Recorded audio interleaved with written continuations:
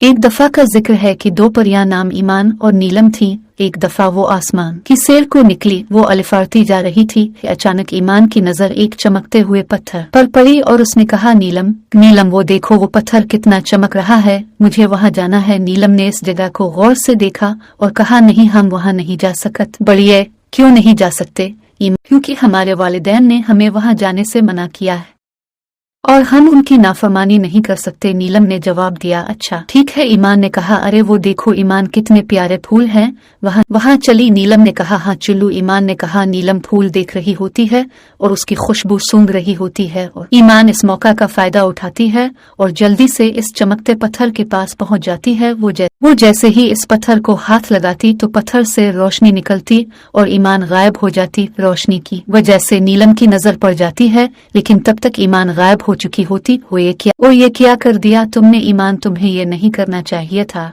अब मैं मम्मा पापा को क्या बताऊंगी कि ईमान कहाँ गई है? ये कहकर नीलम वापस चली गई।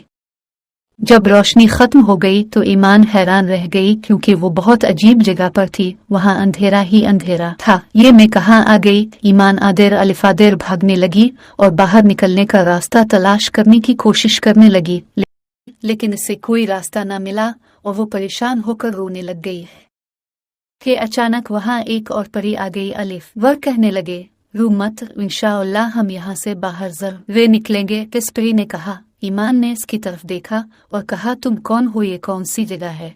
मेरा नाम चमन परी है और ये एक ऐसी जगह है कि यहाँ से कोई नहीं निकल सकता। क्या मतलब? ईमान ने पूछा। चमन मुस्कुरा के कहने लगी, क्या तुम्हारे माँ बाप ने कुछ नहीं बताया? नहीं, ईमान ने जवाब दिया। तब चमन कहने लगी कि यहाँ पर एक चुड़ैल ने जादू किया है और इस जादू को कोई भी आज तक नहीं तोड़ सका। क्या मतलब आपकी बात का? ईमान, नीलम आ गई।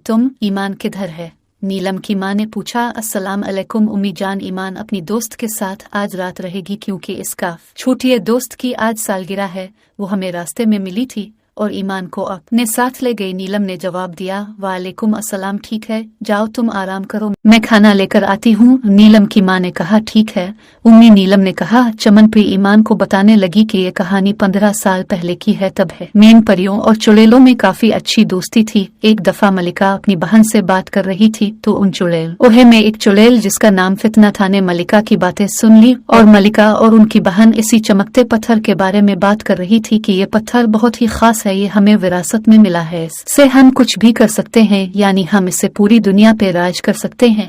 फिर मलिका की बहन ने पूछा कि आपको इसके बारे में कैसे पता चला? तो मलिका ने जवाब दिया, इसके बारे में इस किताब में लिखा है, लेकिन ये बात किसी तीसरे को पता नहीं चलनी चाहिए। जी मलिका, मैं इस बात का ध्यान रखूंगी। मलिका की बहन ने के फितना ने जाकर सब चुड़ैलों को ये बात बता दी, लेकिन किताब वाली बात नहीं बताई। इन लोगों ने चमकते पत्थर का गलत इस्तेमाल करना चाहा तो हमने उनको गलत इस्तेमाल करने से रोका, तो इस तरह हमारे दरमियान लड़ाई शुरू हो गई और फिर जब हम जीत गए तो इन चुड़ैलों को शिकस्त खानी पड़ी। लेकिन फितना को शिकस्त खाना पसंद न था, इसलिए इसने मलिका की गैर मौजूदगी में वो किताब राली और इस चमकते पत्थर पर जादू कर दिया और तब से आज तक यहाँ से कोई बाहर न जा सका। नीलम, अब तो ईमान को आ जाना चाहिए था। आखिर दोपहर हो चुकी है, बल्कि शाम होने को आई है। क्या उसने तुम्हें बताया है कि वो कब वापस आएगी? हाँ, तुम्हें कुछ पता है? नीलम की माँ ने नीलम से पूछा। वो नीलम बात करते हुए इसकी माँ ने कहा, वो काफ आप मेरी तरफ देखें, तुम्हारे लहजे से मुझे पता चल रहा है कि तुम मुझसे कुछ छुपा रही हो। वो उम्मी दरअसल ईमान और मैं।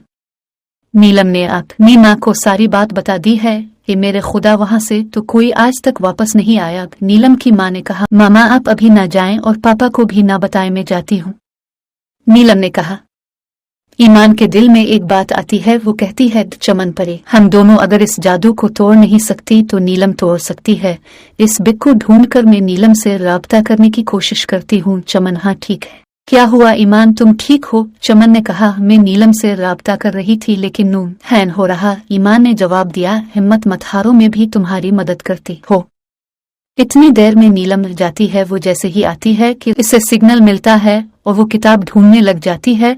बहुत कोशिशों के बाद फिर इससे एक बटन दब जाता है और वहाँ एक गार आ जाती है। वो इस गार के अंदर जाती है कि वहाँ फितना सुई होती है। नीलम को समझ नहीं आता कि वो क्या करे। वो वो खामोशी से किताब लेकर जादू का असर खत्म कर देती है। फिर वो दोनों आजाद हो जाती हैं। चमन और ईमान एक दूसरे के गिले लगती हैं और वो किताब फाड़ देती है और उसकी वजह से फितना का भी खातिर जादू का असर खत्म कर देती है।